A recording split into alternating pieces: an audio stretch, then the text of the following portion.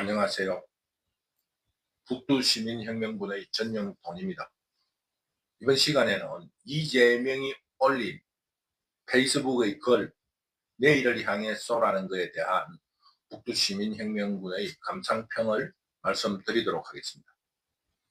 오늘 12월 29일 이재명이 페이스북에 올린 내일을 향해 쏘라는 영화와 함께 윤석열을 향해 총을 쏘라는 뉘앙스의 글이 화제가 되었습니다.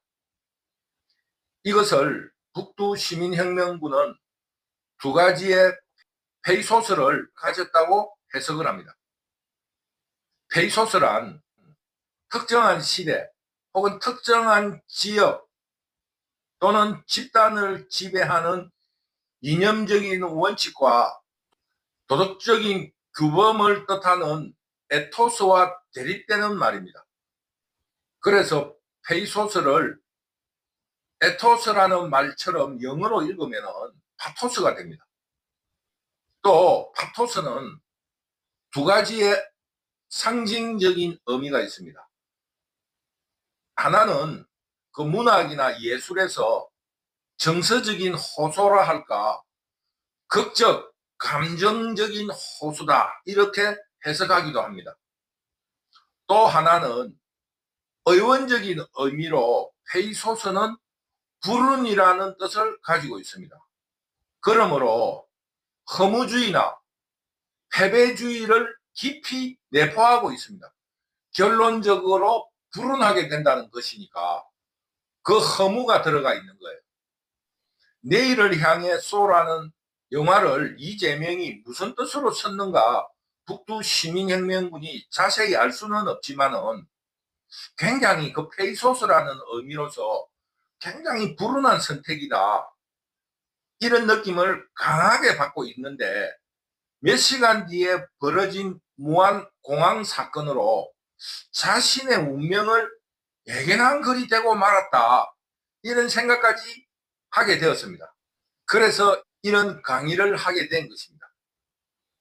즉 내일을 향해 쏘라는 그 영화는 범죄 영화입니다. 범죄자들이 잠깐이나마 그 휴식 기간 동안 추록한 이후 잠깐의 그 자유 시간에 그 성공과 낭만을 그린 영화라고 할 수 있습니다.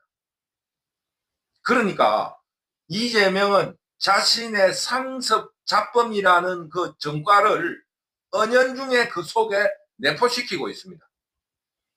그러면서 결국은 파멸을 말한 영화를 선택함으로써 자신의 운명적인 허무 혹은 운명적인 파멸을 예견했다. 북두시민혁명군은 이렇게 해석하는 겁니다. 영화 줄거리는 SNS 검색으로도 잘 알 수 있으니까 관련 항목만 설명할 부분이 있다면 간단하게 서술하는 것으로서 북두시민혁명군의 생각을 전해보고자 합니다. 내일을 향해 쏘라는 영화는 범죄 영화입니다. 근총강도, 쉽게 말하면 대도, 큰 사건을 벌이는 근총강도 두 친구가 한국적으로 해석을 하면은 그 대도 조세형과 비슷한 그런 유형으로 바라보면 알맞을 것 같습니다. 그 두 근총 강도가 감옥에서 만나서 징역을 살고 난 이후 전설적인 강도 행각을 벌인 실화를 소재로 영상미를 더해가지고 젊음의 방황과 낭만 그리고 기성, 즉 에토스에 대한 저항을 영화적으로 영상미를 더해서 표현한 영화입니다. 그러므로 이재명은 범죄자, 즉 상습 자범으로서 낭만과 성취를 표현한 글이라고 생각하면서 에토스 혹은 윤석열의 서울법대 출신과 상습 자범으로서 검정고시를 한 이재명의 성공을 대비하는 페이소스를 보였다고 북두시민혁명군은 생각하기 때문입니다. 잘난 척하는 기성에 대해서 희롱하면서 소년공이고 범죄자이며 정상적인 학교 교육도 받지 않은 내가 이런 정도다 하는 그 희롱 섞인 자신감을 표현한 것으로 해석합니다. 이 영화에서 보면은 두 주인공의 태도가 자기들을 잡으러 온 경찰들을 자신만만하게 희롱하거나 그 속이는 전술로서 따돌리고, 또 대규모 군대를 동원해서 자신을 잡으려고 하지만은 그들을, 그 쉽게 말하면 에토서 기성세대들을 경찰로 상징을 한다면은 그들을 희롱하고 자신만만하게 빠져나가는 그런 모습을 보이고, 맨 마지막 그 파멸의 순간에도 비굴하지 않고 당당하고 자신만만하게 그 파국을 맞는 그런 모습을 보이고 있기 때문에 이재명은 파멸하더라도 끝까지 자신만만함을 보이는 그런 글을 써 올린 것이라고 북두시민혁명군은 생각합니다.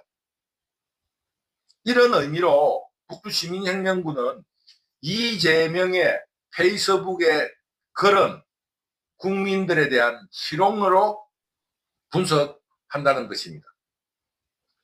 또 하나는 두 범죄꾼은 영화적인 낭만으로 영화의 주제곡인 The Raindrop Keep Falling on My Head라는 영화 음악에서 표현되어 있는 것처럼 그 짧은 자유의 시간 속에서도 그 저항과 젊음의 방황, 그리고 연인과 함께 하는 그 낭만을 보여주었습니다.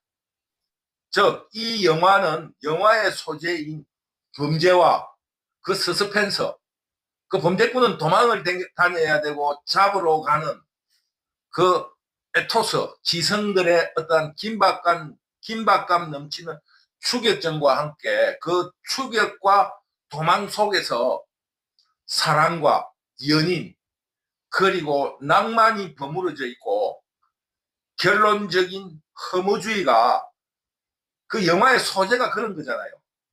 사랑, 섹스, 서스펜스, 폭력, 이런 게 모두 잘 표현된 영화라 할 수 있습니다. 그러나 영화의 결말은 두 범죄꾼은 지명수배가 되어서 결국 모두 사살이 됩니다. 그리고 영화의 상상을 더하기 위해서 그 연인에 대한 이야기는 생략되어 있습니다. 이 영화는 69년도 미국에서 첫 상영이 되었는데 그 당시 유명한 인기 배우였던 폴 뉴만과 로버트 레드포드의 두 주인공을 내세운 영화인데다가 이 스토리가 짜임새가 있었기 때문에 굉장히 큰 히트를 쳤고, 북두시민혁명군이 기억하기에는 한국의 73년인가 74년도쯤에 한국에서 상영이 되었고, 북두시민혁명군도 그 영화를 관람한 기억이 있습니다. 그 영화의 줄거리가 굉장히 강렬했기 때문에 아직도 그 기억을 하고 있습니다. 그런데 한국은 70년대 초 박정희의 그 어떠한 통치, 쉽게 말하면 국가 성립 시기에 그 훈육, 독재라는 이름으로 국민들을 훈육시키고 국가를 이끌어 왔기 때문에 거대한 성취를 시작하고 있을 때입니다. 따라서 그 여유가 있었고, 쉽게 말하면은 먹는 문화에서 벗어나서, 먹는 욕구에서 벗어나서 그 문화적인 욕구를 추구하는 시기가 된 데다가 그 70년대 초 경제 발전과 함께 벌어지고 있는 도시 상황, 또 이런 경제 발전이 계급 격차를 가져오고 있다라는 저항, 즉 에토스에 대한 저항으로서 한국에서 굉장히 히트를 친 영화입니다.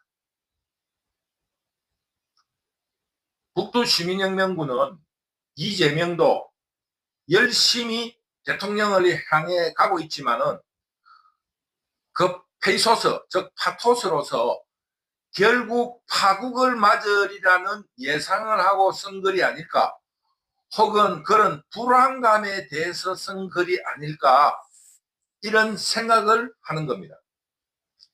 이재명이가 쓴 내일을 향해 쏘라는 글에서 나타난 페이소스는 간단하게 말해서 모든 범죄꾼이 남기는 낙서, 너희들 잘 먹고 잘 살아라, 너희들은 잘 먹고 잘 살아라, 나는 간다라는 이런 그 두 가지의 내용이 그대로 내포되어 있다고 보는 것입니다.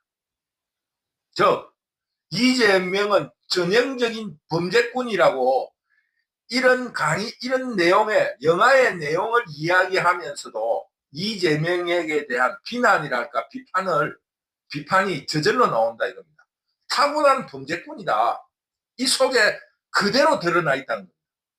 보통 그 어떤 사건의 어떤 뒷면을 그 이야기한 그런 유튜브나 이런 거를 보면은, 기사를 보면은 자신만만한 범죄자들이 마지막을 예고한 글이 바로 너희들은 잘 먹고 잘 살아라, 나는 간다, 이런 그 내용이거든요. 그 단어는 조금 다를지라도, 그러니까 범죄꾼인 이재명이 남기기에 가장 알맞은 소재이고 글이라 생각하는 겁니다. 그러니까 하나는 에토스, 기성에 대한 희롱이고, 궁극적으로 자신을 비난하는 혹은 비판하는 국민들에 대한 희롱이라 할까, 저주라 할까, 이런 내용을 담고 있고, 하나는 결국 자신의 운명은 파멸하는 것이다라는 것을 말한 것으로 북두시민혁명군은 해석을 합니다. 북두시민혁명군이 이렇게 해석하는 이유는 지금 성취를 하고 그 윤석열 대통령이 탄핵의 전국에 있는데도 자신이 패망할 것이라고 생각하는 것은 지금 정치권 내부 혹은 바닥에서 일어나고 있는 이재명의 제거에 대한 협상 때문이라고 북두시민혁명군은 생각합니다.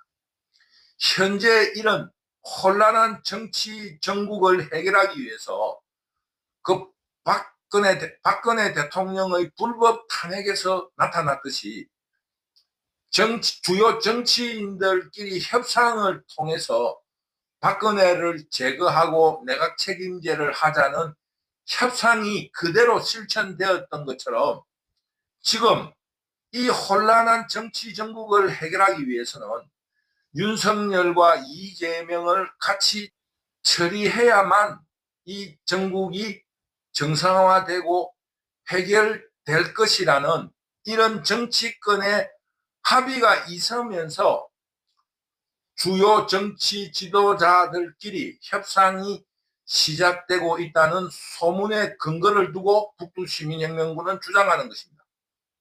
그러므로 정치 핵심에 있는 이재명이 이런 어떠한 물밑 흐름을 알지 못했을 리 없으니 이런 파멸에 대한 글을 썼다고 북두시민혁명군은 생각하는 것입니다.